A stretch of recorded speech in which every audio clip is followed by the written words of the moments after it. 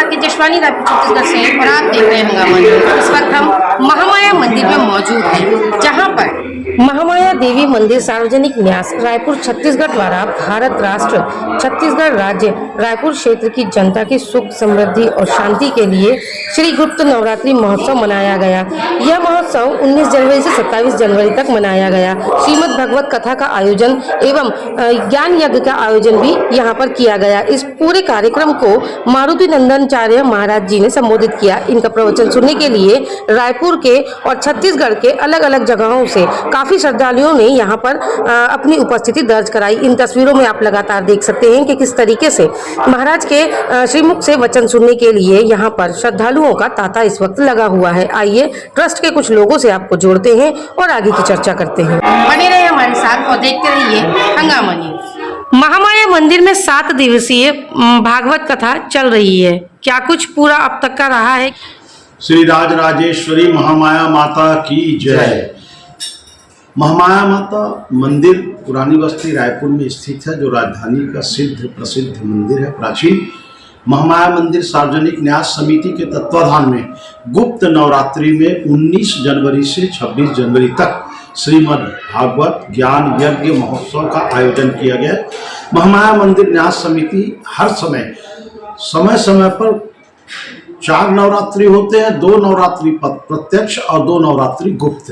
प्रत्यक्ष नवरात्रि में जोत जलते हैं, लाखों की संख्या में लोग दर्शनार्थी आते हैं, 11,000 जोत जलते हैं। लेकिन गुप्त नवरात्रि में भी कभी सच्चंडी यज्ञ, कभी श्रीमद् भागवत, कभी देवी भागवत, कभी राम कथा आदि का आयोजन किया जाता रहा है। इसी कड़ी में इस गुप्त नवरात्रि में 19 जनवरी से 26 जनवरी तक श्रीमद् भागवत प्रवचन ज्ञान यज्ञ महोत्सव का आयोजन किया गया है। इसके प्रवचनकर्ता वृंदावनवासी आदरणीय मारुति नंदनाचार्य वागीश जी महाराज एवं उनके सहायक युवराज जी महाराज हैं। श्रीमद् भागवत कथा में हजारों की संख्या में प्रतिदिन श्रोतागण आ रहे हैं। श्रद्धालु प्रसाद अर्पित करके लोगों को बंटवा रहे हैं। महाराज श्री ने बहुत सारे ज्ञान की बात इस कथा में बताया। महाराज श्री ने कहा कि श्रीमद् भागवत और रामायण हमको जीना सिखाती है, तो श्रीमद् भागवत हमको मरना सिखाती है। लोगों को आगाह किया कि किचन में 24 घंटा किचकिच होता है, इसलिए लोग अशांत रहते हैं। किचन को आप रसोई घर बना लीजिए।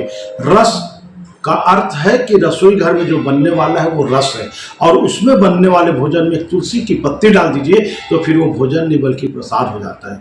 महाराज श्री ने अपने जीवन में ये मोबाइल और ये जो वातावरण है उससे सावधान रहते हुए अपने आप को प्रभु के प्रति अर्पित कर दें। उन्होंने रायपुर में क्रिकेट मैच का उदाहरण देते हुए कहा कि क्रिकेट मैच वहाँ होता है जहाँ ग्राउंड साफ हो, अच्छा हो। वैसे यदि हमारा मन, हमारा हृदय साफ रहेगा तब प्रभु हमारे पास आएंगे। महिलाओं से विशेष निवेदन किया कि पति कौन है? पति वह है जो पालन करता है, पालनहार है। अर्थात पालनहार कौन है? भगवान श्री कृष्ण जी हैं।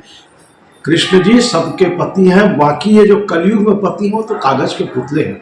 उन्होंने श्री कृष्ण भगवान के व्यापकता के बारे में बताया कि पूतना विष पान करा करके भगवान कृष्ण को मारना चाहती थी बाल्यावस्था में, लेकिन उन्होंने उसको भी मुक्ति दिलाई। और पूतना के अंतिम संस्कार के बाद उनके शव से सुगंध आया।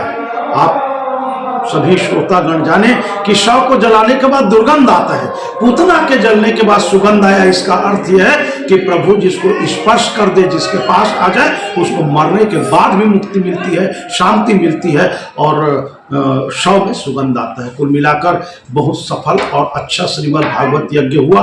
कल 26 जनवरी को इसका समापन होगा।